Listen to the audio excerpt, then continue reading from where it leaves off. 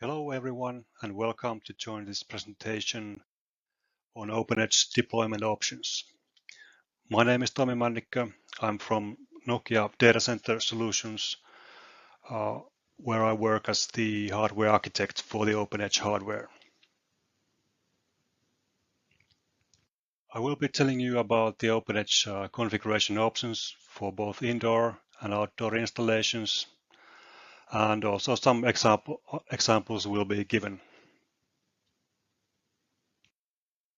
On this slide, you can see a typical flow of operations from configuration to deployment. On the left side, there's a snapshot of Nokia's configurator tool, which allows the user to configure the hardware on server level, chassis level, and rack level. The typical inputs for configuration in general are application requirements. So, for example, the number of CPU cores, the amount of memory, the throughput of networking, but also site requirements are important, like what kind of power feed is supported on the site, what kind of environmental conditions, the space constraints, airflow direction, and so on. So once the configurator tool is finished, it will output a file that contains detailed information on the configuration structure and also the bill of materials. And this data is then used at the factory doing the integration, building the system from ground up. So once the integration is finished and the system is fully tested, it is packaged and then shipped to the site. At site, then the task of the personnel over there is to power up the system and do the commissioning. Now let's take a closer look at the server level configuration options. In this picture, you can see a 2U server sled. In a 2U server sled, there are 4 hot swap storage or SSD slots in the front panel, all supporting SATA or NVMe. There are several riser options.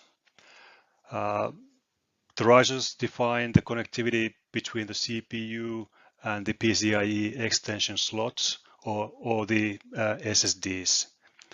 So this gives the possibility to optimize the performance of the server based on specific needs. There are 3 PCIe expansion slots in the front panel, all full height. 2 of the slots are also full length, and this makes it possible to use a high performance acceleration card or a GPU with the power consumption up to 300 watts. For the CPUs, basically all Intel Xeon scalable family SKU options are available, ranging from the low end of a few cores up to high end of 28 cores. There are 2 fan options, airflow from front to rear or from rear to front. This is to enable the hardware to match whatever is the airflow direction at the site.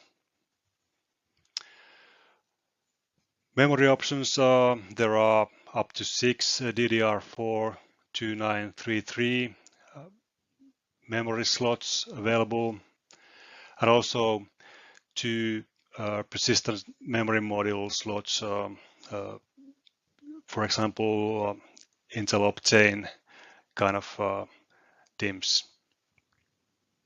In addition to the front panel hot swap storage, there are also 2 M.2 SSDs inside the server under the cover. So both 80 millimeters and 110mm form factors are supported, and also SATA and NVMe are optional. And below the PCIe expansion slots, there's also the OCP mezzanine version 2.0 for networking mezzanines. Then next to the chassis level configuration. A 3U chassis, like shown here, can accommodate up to 5 1U sleds, or in place of 2 1U sleds, you can install a 1 2U sled. Sleds typically being server sleds or switch sleds, and also a BBU battery backup unit sled is supported in the lower right hand corner, slot 1. Slot 1 has an additional power connector in the backplane, allowing for higher currents to flow from the battery backup unit to the rest of the system when, in case the power feed fails for some reason. For the power feed, there are options for AC and DC, and also for different applications or different form factors of the chassis, let's say 2U, there are also lower power PSUs available. So 1200 watts and 2000 watts. And RMC is part of all chassis configurations. Next is the rack level configuration. So this picture is actually showing a rack level blueprint. The blueprint means that the part of the details in these configurations are predetermined and fixed, like the location of the hardware units is fixed, and the networking connectivity is fixed, but still the user can define what is the number of chassis, what is the number of switches or PDUs in the system.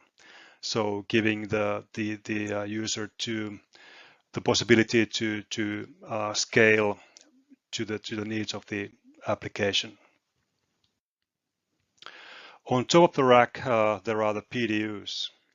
The PDUs are the means to adapt to the site, the higher power site power connection, and also the PDUs will distribute the power feed within the rack. There are several PDU options.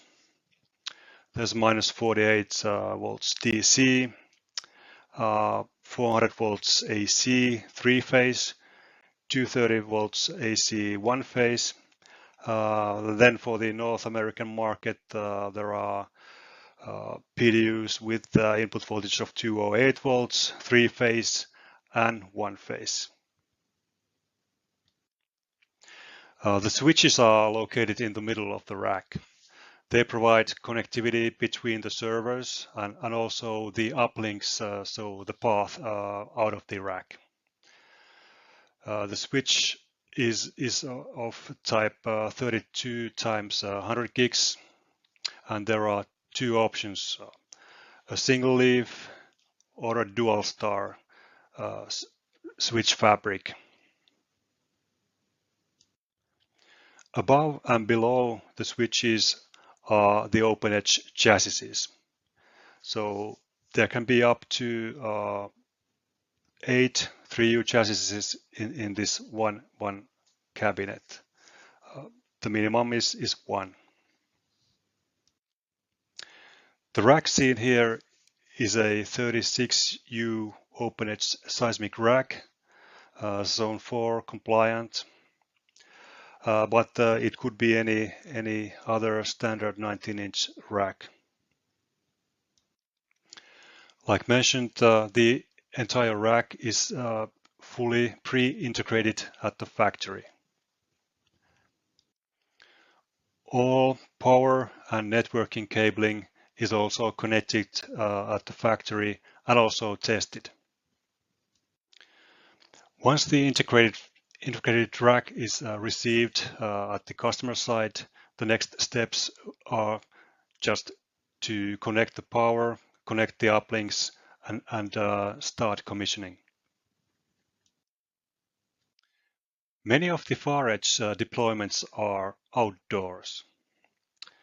And open edge hardware being indoor equipment requires a cabinet around it that provides the suitable conditions for an indoor equipment. The cabinet shown here provides the open edge chassis the suitable environment at outdoors. There are 3 units, rack units of space for the open edge hardware, and then there is an additional 1 U of space for any extra or additional hardware. The airflow within this cabinet is closed, meaning the same air is circulating in the space where the equipment is placed. So this gives quite good protection against any airborne contaminants that might harm the indoor hardware. The cooling principle in this cabinet is a heat exchanger. So there's a heat exchanger between the inside and the outside of this cabinet, and the outside airflow is then taking out the heat through this heat exchanger and keeping the inside of the cabinet cool. This cabinet can be installed on rooftops where it can be stacked. Multiple of these cabinets can be stacked, and it can be also installed in a pole. This outdoor system is also fully NEPS compliant, including the GR 63 Zone 4 earthquake compliancy. The system can also meet the GR 3108 Class 4 requirements for an outdoor cabinet.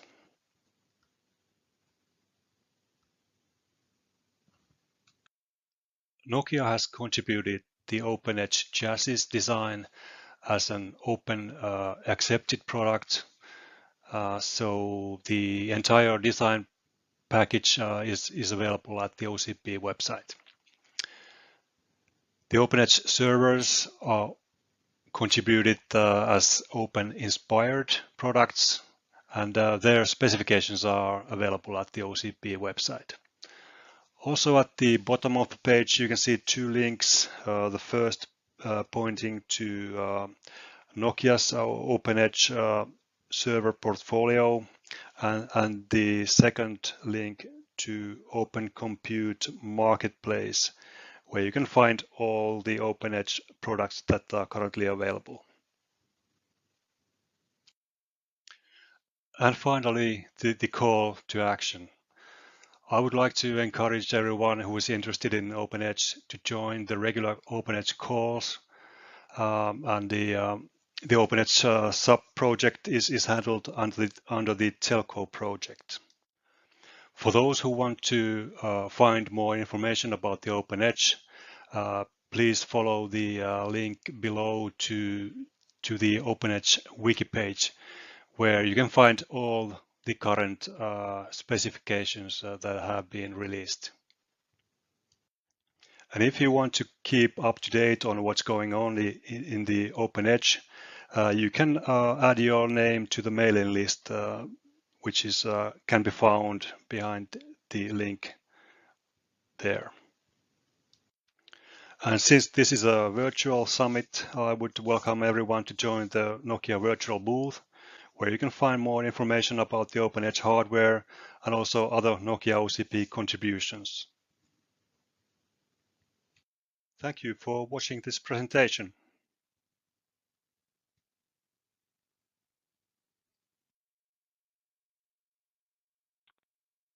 So hi everyone. This is Tomi Männikkä from Nokia. Thanks for watching this presentation.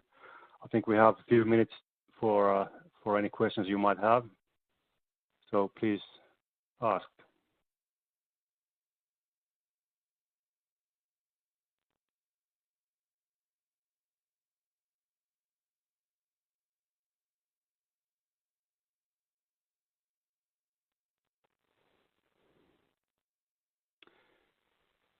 So I'm not seeing any questions at this time. So, but if you come up with any questions or you want to know more about these products, please visit the Nokia virtual booth and contact the guys over there.